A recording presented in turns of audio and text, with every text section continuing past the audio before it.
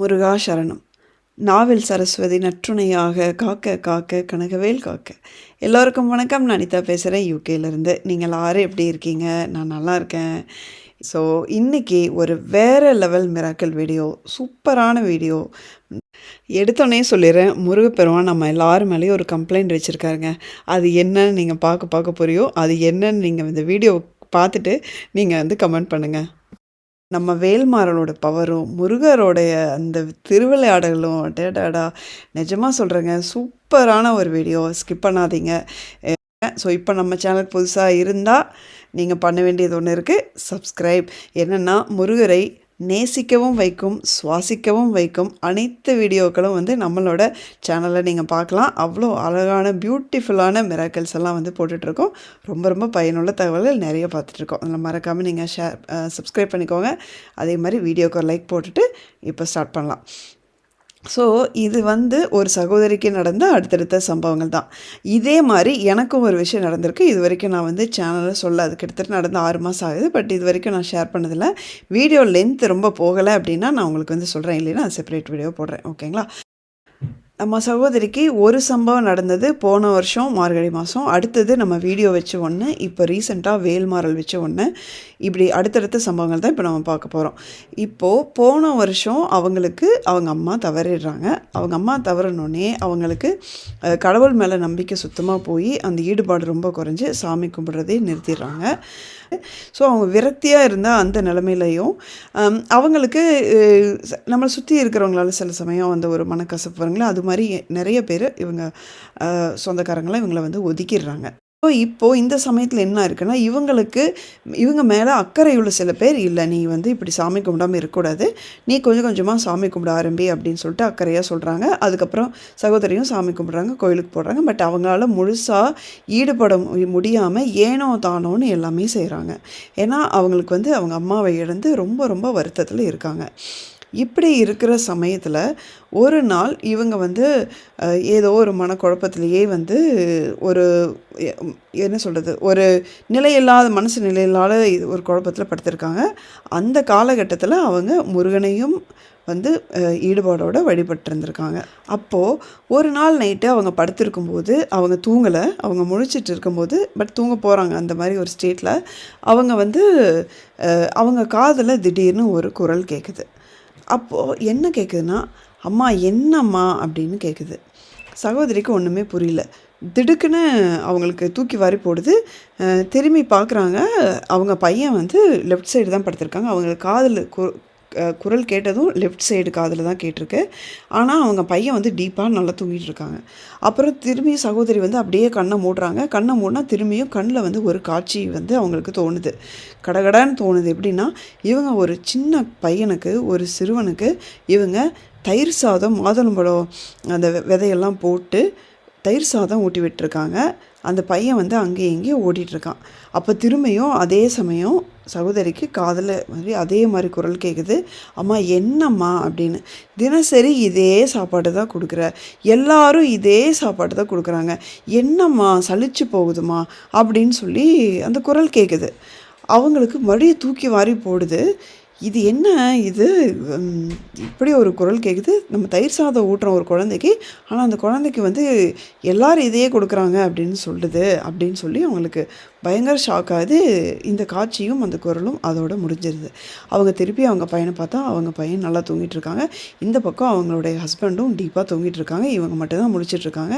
சகோதரிக்கு ஒன்றுமே புரியல. அப்போ தான் அவங்களுக்கு ஒரு யோசனை வந்திருக்கு, நம்ம முருகனை குழந்தையாக நம்ம பாவிக்கிறதுனால நமக்கு முருகன் தான் இந்த மாதிரி நம்ம காதில் சொல்கிறாரோ, அவருக்கு ஏன் அப்போ வந்து தயிர் சாதம் ஏன் பிடிக்கல, இந்த மாதிரியெல்லாம் குழப்பத்தில் அவங்க வந்து யோசிச்சுட்டு அதை வந்து அவங்க பெருசாக ஒரு பொருட்படுத்தாமல் அவங்க தூங்கிடுறாங்க. அடுத்த நாள் எந்திரிக்கும் போதும் அவங்க வந்து சாதாரணமாக எந்திரிக்கிறாங்க. ஓகே, இந்த மாதிரி ஒரு சம்பவம் நடந்துருச்சு, அவ்வளோதான். அந்த ரீதியில் அவங்க ரொம்ப ரொம்ப அதை சாதாரணமாக எடுத்துக்கிறாங்க. எப்பவும் போல் வீட்டு வேலையெல்லாம் செஞ்சிட்ருக்காங்க. அப்போது கிரைண்டரில் மாவு போட்டிருக்காங்க. மாவு ஆட்டிகிட்டு இருக்கும்போது ஏதோ ஒரு வேலை பார்த்துருக்காங்க. திடீர்னு இவங்க வீட்டில் அப்போ இல்லை, யாரும் இல்லை. திடீர்னு ஒரு குரல் வந்து கேட்குது, அம்மா அப்படின்னு சொல்லிட்டு இவங்களை கூப்பிடுற மாதிரி கேட்குது. இவங்க ஓகே யாரோ வந்திருக்காங்க அப்படின்னு சொல்லிட்டு வெளியே போய் கதவெல்லாம் திறந்து பார்க்குறாங்க, யாரும் இல்லை.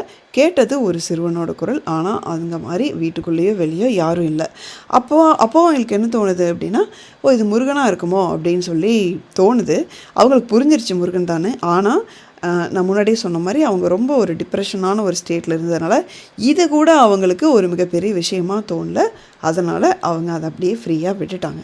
இது நடந்தது போன வருஷம் மார்கழி மாதம். இப்போது இதோட நிற்கலை. இப்போது இந்த வருஷம் ஜூலை மாதம் நம்ம சேனலில் ஜூலை 18ஆம் தேதி, இது சகோதரியே சொன்ன டேட்டு தான். ஜூலை 18ஆம் தேதி ஒரு வீடியோ போடுறேன். ஒரு சகோதரிக்கு முருகன் அம்மா அப்படின்னு சொல்லி கூப்பிட்ட அந்த வீடியோ, அதை ஒட்டி நடந்த 2-3 சம்பவங்கள் நான் வந்து எக்ஸ்பிளைன் பண்ணுறேன். சகோதரியை அதை நம்ம வீடியோவை ரெகுலராக பார்க்குறவங்க அந்த பர்டிகுலர் வீடியோவை வந்து கேட்ட உடனே அவங்களுக்கு வந்து அப்போ தான் தூக்கி வாரி போடுது. ஆமாம், நமக்கு வந்து போன வருஷம் இந்த மாதிரி ஒரு சம்பவம் நடந்ததில்ல. நமக்கு அது வந்து எவ்வளோ பெரிய விஷயம் நடந்திருக்கு, நம்ம வந்து அதை துளி கூட பொருட்படுத்தவே இல்லையே அப்படின்னு சொல்லிட்டு அவங்களுக்கு ரொம்ப டென்ஷன் ஆகிட்டாங்க.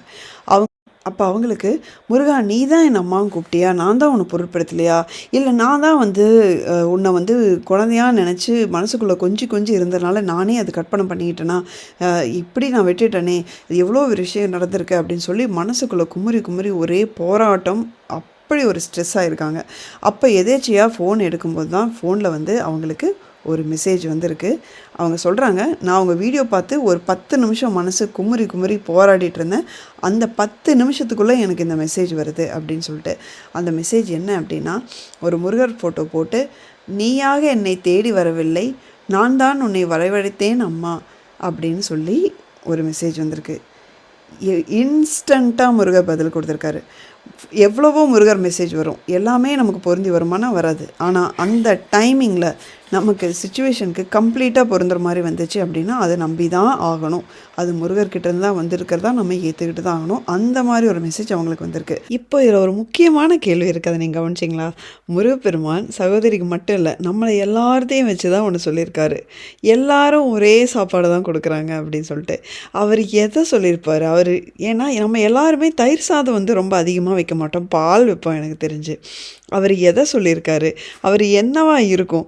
ஏன்னா இது அவங்களுக்கு மட்டும் இல்லை, அவர் நம்ம எல்லாத்தையும், முருகன் அடியவர்கள் எல்லாத்தையும் சேர்ந்து தான் குறிச்சிருக்காரு. அது என்னவா இருக்கும்? அவர் என்ன சொல்ல வராருன்னு நீங்கள் நினைக்கிறீங்க அப்படின்ட்டு கமெண்ட்டில் போடுங்க. அதுக்கப்புறம் தான் அவங்களுக்கு வந்து ஒன்றுமே புரியலை, இவ்வளோ பெரிய விஷயம் நடந்திருக்கிறத நம்ம விட்டுட்டோமே அப்படின்னு. அதுக்கப்புறம் முருகர் மேலே இருக்கிற பக்தி இன்னும் தீவிரமாச்சு. இதோடு நிற்கல, அடுத்த சம்பவத்தை சொல்கிறேன். இப்போது சகோதரி நம்ம சேனலில் ரெகுலராக எல்லா வீடியோஸும் பார்த்துட்டு வராங்க. வேல்மாறல் படிக்கிறாங்க. நம்ம திருப்புகழ் வீடியோ நிறைய போட்டிருக்கோம், திருப்புகழ் படிக்கிறாங்க. ஓம் சரவணபவ நம்ம ஒன்றா எழுதும்போது அவங்களும் எழுதியிருக்காங்க. இப்படி நம்மளோட சேர்ந்து நிறைய ட்ராவல் பண்ணியிருக்காங்க. முருகனை டீப்பாக இன்னும் பக்தியும் பாசமும் அதிகமாகி ரொம்ப டீப்பாக கும்பிட ஆரம்பிச்சிருக்காங்க. இப்போது இவங்களுக்கு ஒரு வழக்கம், இவங்களும் இவங்களோட ஃப்ரெண்டும் சேர்ந்துட்டு கோயிலுக்கு போயிட்டு அங்கே உட்காந்து வேல்மாறல் படிக்கிற பழக்கம் இவங்களுக்கு இருந்திருக்கு.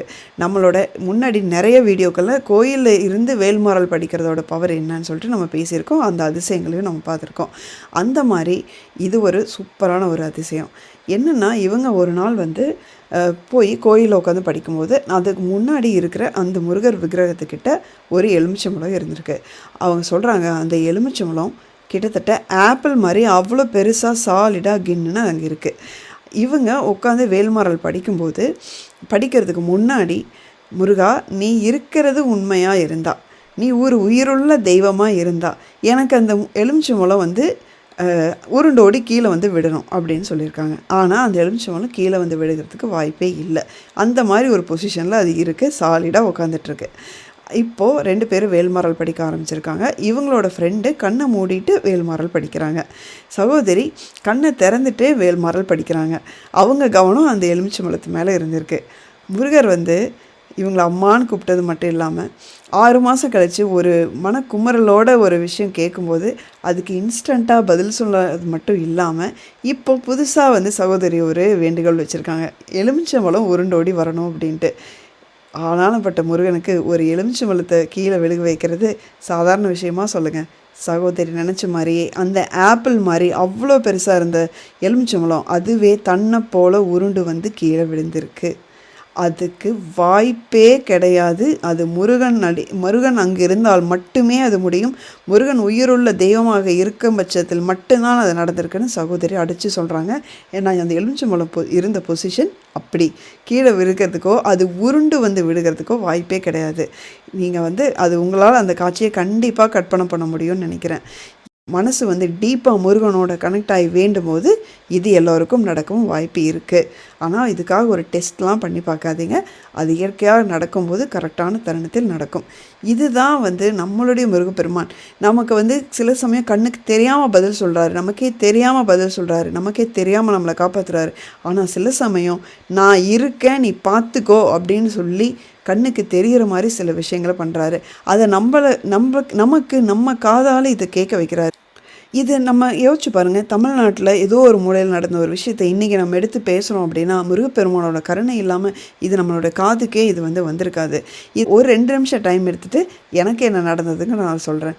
ஒரு சூப்பரான எனக்கு ஒரு சம்பவம் நடந்தது. நிஜமாக சொல்கிறேன். அந்த சம்பவத்தை நினச்சி என் வாழ்க்கையை ஓட்டிட முடியும். எனக்கு அந்த மாதிரி ஒரு விஷயம் நடந்தது. வேல்மாறல் பாராயணம் 48 நாள் முடிஞ்சு இது 3வது நாள் நடந்ததுன்னு நினைக்கிறேன். அப்போ எனக்கு பீரியட்ஸ் செகண்ட் டே. ஸோ ஹாலில் தான் சாமி ஃபோட்டோலாம் இருக்கும். நான் ஹால்குள்ளே போகிறதில்ல. பீரியட்ஸ் முடிய வரைக்கும் ஹாலுக்கு போக மாட்டேன். அப்போ 2வது நாள். ஸோ முதல் நாள் என் ஹஸ்பண்ட்டை சொல்லிவிட்டு பூஜை பண்ண சொல்லி தண்ணியெல்லாம் வைக்க சொல்லிட்டேன். பூஜைக்கு முருகனுக்கு தண்ணியெல்லாம் வைக்க சொல்லிட்டேன். எல்லாம் பண்ணிட்டாரு. 2வது நாள் வீக்கெண்டு. ஒரு நாள் சனிக்கிழமை மத்தியானம். வீக்கெண்ட் அப்படிங்கிறனால அவர் ஈவினிங் குளிச்சுக்கலான்னு விட்டார். ஸோ அதனால் அவரும் பூஜை அறைக்கு போகலை, எதுவும் பண்ணலை. நானும் உள்ளே போகல. நான் மதியானம் கிச்சனில் குக் பண்ணிகிட்ருக்கேன். குக் பண்ணும்போது அந்த சமயத்தில் எனக்கு அடிக்ஷன் எனக்கு ஒவ்வொரு டைமில் ஒரு பாட்டு அடிக்டிவாக இருக்கும். அந்த சமயத்தில் எனக்கு அவனித நிலை பிறந்து அந்த திருப்புகள் ரொம்ப ரொம்ப அடிக்டடாக ஆல் மியூசிக்கில் கேட்குறேன். கிட்டத்தட்ட ஒரு 6-7 தடவை ரிப்பீட் மோடில் கேட்டுகிட்டே குக் பண்ணிகிட்ருக்கேன். கேட்டுட்டு சில திருப்புகளும் கேட்டுட்டு ஃபோனை நிறுத்திட்டு கண்டினியூஸாக குக் பண்ணிகிட்ருக்கேன். அப்போது என் ஹஸ்பண்ட் ஒரு பெட்ரூமில் இருக்கார், என் பையன் ஹாலில் இருக்கான், நான் மட்டும்தான் கிச்சனில் இருக்கேன். அப்போ திடீர்னு எனக்கு பின்னாடி சின்ன கிச்சன் தான் இருக்கும். இங்கே யூகேயில் பார்த்திங்கன்னா ஒரு எல்லா ரூமு கிச்சன் எல்லாம் ரொம்ப குட்டியாக இருக்கும். ரொம்ப குட்டி கிச்சன். நான் கேஸ் அடுப்பு கிட்ட நின்று பண்ணுறேன்னா எனக்கு பின்னாடி ஒரு 4 அடி தான் இருக்குது அந்த ரூமே. அப்போ எனக்கு பின்னாடி இருந்து அம்மா அப்படின்னு சொல்லிட்டு என் பையனோட வாய்ஸ் எனக்கு கேட்குது. எனக்கு ஒன்றுமே புரியல. என்ன தனிஷ் இங்கே இருக்கிற மாதிரி இருக்குது, இந்த டோர் சாத்தியிருக்கே, தனிஷ் இங்கே வந்தான்னு திரும்பி பார்க்குறேன், அங்கே யாரும் இல்லை. அப்புறம் உடனே நான் ஓடி போய் ஹாலில் போய் பார்க்குறேன். ஹாலில் தனிஷ் நீ என்னை கூப்பிட்டியா அப்படின்னு கேட்குறான். இல்லைம்மா அப்படின்னு சொல்கிறான். அப்போ தான் எனக்கே புரியுது, இதுவும் தனிஷ் வாய்ஸ் தான், அதுவும் தனிஷோட வாய்ஸ் தான். ஆனால் அந்த வாய்ஸ் நமக்கு கேட்டது யங்கர் வாய்ஸ் ஆச்சு. இப்போ இவன் பேசுகிறது 10 வயசு மெச்சூரிட்டிக்குள்ள வாய்ஸ். எனக்கு கேட்டது ஒரு 6-7 வயசுக்கான மெச்சூரிட்டி உள்ள வாய்ஸ். பட் அது தனிஷ் வாய்ஸ் தான். எப்படி இது சாத்தியம் அப்படின்னு சொல்லிட்டு போய் என் ஹஸ்பண்ட் கிட்ட நீங்கள் ஏதாவது தனிஷோட பழைய வீடியோ ஏதாவது நீங்கள் ப்ளே பண்ணிங்களா அப்படின்னு கேட்குறேன். அவரும் இல்லைன்னு சொல்கிறோம். அப்புறம் தான் எனக்கு ஸ்ட்ரைக் ஆகுது, தனிஷ் என்னை மம்மின்னு தான் கூப்பிடுவான் முன்னாடி. இப்போ 2 வருஷமாக தான் அம்மா அப்படின்னு கூப்பிட ஆரம்பிச்சிருக்கான். இப்போ மெயினாக ஒரு 1.5 வருஷமாக தான். அதனால் அவன் 7 வயசில் நம்மளை அம்மானு கூப்பிடவே இல்லையே, எப்படி அந்த வாய்ஸ் வரும் அப்படின்னா, சரி அப்போ இது முருகனாக இருக்குமோ அப்படின்னு சொல்லிட்டு அதை நான் ஃப்ரீயாக விட்டுட்டேன். அப்புறமா தான் எனக்கு 2 வாரமாக இதை நான் கண்டுக்கவே இல்லை. அதுக்கப்புறம் 2 வாரம் கழிச்சு தான் நான் சொன்ன இந்த ஜூலை 18ஆம் தேதி போட்ட வீடியோ இருக்கு இல்லைங்களா, அந்த சகோதரி எனக்கு அவங்களோட அனுபவத்தை சொல்கிறாங்க. எனக்கு அப்போ தான் புரியுது, அவங்களுக்கும் இதே மாதிரி அவங்களோட பையனோட யங்கர் வாய்ஸில் முருகன் அம்மானு கூப்பிட்டது. அப்புறம் தான் எனக்கு தெரியுது, நம்மளையும் முருகன் தான் அம்மானு கூப்பிட்ருக்காருன்னு. அந்த தெரிஞ்ச அந்த மொமெண்ட்டில் நான் அழுதுகிட்டே இருக்கேன். ஒரு 1/2 மணி நேரம் நிற்கல. விக்கிரகத்தை கொண்டு என்கிட்டயே வச்சுட்டேன். கட்டி பிடிச்சிட்டு அழுகிறேன், முருகா நீ ஏன் என்னை அம்மானு கூப்பிட்டேன், எனக்கு அவ்வளோ பெரிய தகுதியை, அவ்வளோ பெரிய ஒரு இது எனக்கு இது எப்படி நீ கொடுத்த அப்படின்னு சொல்லிட்டு அப்படி நான் தேம்பி அதுக்கப்புறம் தான் பார்க்குறேன். நான் போயிட்டு திரும்பியும் அந்த விக்கிரகத்தை கொண்டு போயிட்டு பூஜை அறையிலே வைக்கலாம் அப்படின்னு போனால், நான் முருகனுக்கு வச்சுருந்த தண்ணீர் பாதியாக குறைஞ்சிருக்கிறது அப்போ தான் நோட் பண்ணுறேன். அது முருகன் எனக்கு கொடுத்த பதிலாமா நான் தான் உன்னை கூப்பிட்டேன் அப்படின்னு எனக்கு கொடுத்த பதிலாக நான் அதை நினைக்கிறேன். நிஜமாக சொல்கிறேங்க, அந்த ஒரு சம்பவத்தை நினச்சி தான் நான் பெட்ரிடனாக இருந்த போது நீ என்னை அம்மானு வாய் விட்டு கூப்பிட்ருக்க, எனக்கு என் காதால் அந்த உன் குரலை நான் கேட்டிருக்கேன். அப்படிங்கும்போது நீ அம்மாவை என்னை காப்பாற்றாமல் விட்டுருவியா, நீ கண்டிப்பாக என்னை காப்பாற்றுவேன், எனக்கு அது நம்பிக்கை இருக்குன்னு சொல்லி அந்த ஒரு நம்பிக்கையில் தான் நான் 3 மாதம் படுக்கையில் கிடந்த போது அந்த ஒரு நம்பிக்கையில் தான் நிஜமாக சொல்கிறேன் நான் உயிரை கையில் பிடிச்சிட்டு இருந்தேன். அந்த நம்பிக்கையில் தான் இனிமேலும் நான் இருக்க போகிறேன். இந்த அனுபவத்தை வந்து இது வரைக்கும் நான் சொல்லலை. சகோதரி சொன்னதுக்கப்புறம் இதை ஏன் நம்மளும் சொல்லக்கூடாது அப்படின்னு சொல்லிட்டு எனக்கு தோணுச்சு. இதை பற்றி நீங்கள் என்ன நினைக்கிறீங்கன்னு சொல்லுங்கள். இந்த மாதிரி இன்னும் நிறைய அனுபவங்களை நீங்கள் வந்து கேட்கணும் பார்க்கணும் அப்படின்னா கண்டிப்பாக நம்ம சேனலுக்கு சப்ஸ்கிரைப் பண்ணிக்கோங்க. கண்டிப்பாக உங்களுக்கு இது பிடிச்சிருக்குன்னு நினைக்கிறேன். நீங்கள் வீடியோக்கு ஒரு லைக் போட்டுக்கோங்க. கண்டிப்பாக எம்பெருமான் முருகப்பெருமானை பற்றி இன்னும் நிறைய நம்ம பேசலாம். அடுத்த வீடியோவில் நம்ம மீட் பண்ணுற வரைக்கும் முருகா சரணம்.